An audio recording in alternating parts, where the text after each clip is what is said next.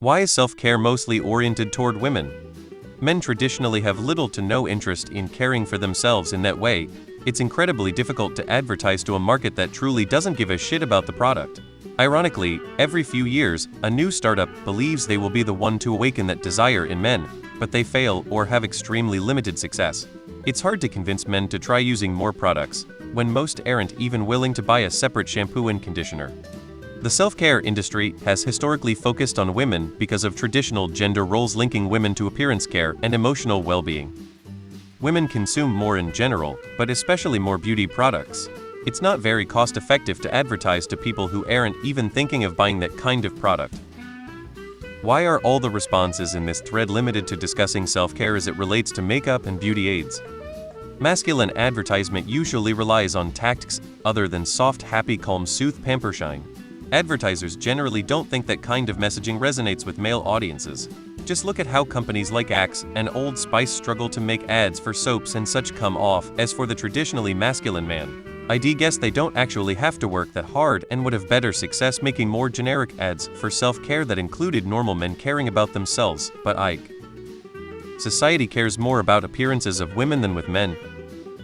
Women are typically the ones who spend money on it, so the businesses cater to the money spenders. Because men have been raised into thinking that any sort of pampering or self-care is a sign of weakness or it's gay. In society, it's considered weak for men to have mental health problems or need to practice self-care. Women take the brunt of age discrimination, so the steps to stop the process are marketed to them. Because women tend to take care of everyone else first and have to be encouraged to take care of themselves as well.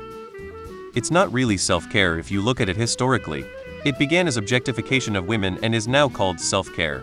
If it was always self-care, men and women would be equally targeted. It's not. Only the beauty and hygiene products are mostly advertised towards women. Men are less acceptable for advertising for this stuff, they just don't care. However, men are the main target for fitness and work-related self-care products such as weights, sports equipment, etc. Because of the unfair stigma of men needing to be strong all the time, should start a line of skin and body hair products called the Hirsute of Happiness. Women make up to 80-90% of the total sale of consumer products, especially here in America. That'd be misogyny. To care about your appearance is largely viewed as a feminine trait, and dudes don't want to be viewed in that manner because it's apparently bad. I'd say overall, it's likely a holdover from when women weren't able to really work as much, so they literally had to focus on looks to bag a dude. Personally, as a dude who does partake in skincare, etc., it would be nice to get more dude-focused stuff mainly for a better scent profile if that's your thing, but often it's pretty basic shit for them with a massive markup.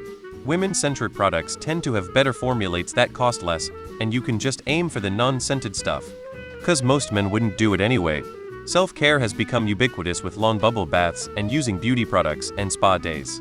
Because that makes it easy to market self-care to stressed-out women. It's a business model, rather than acknowledge that people all distress in different ways and that self-care can look very different from person to person.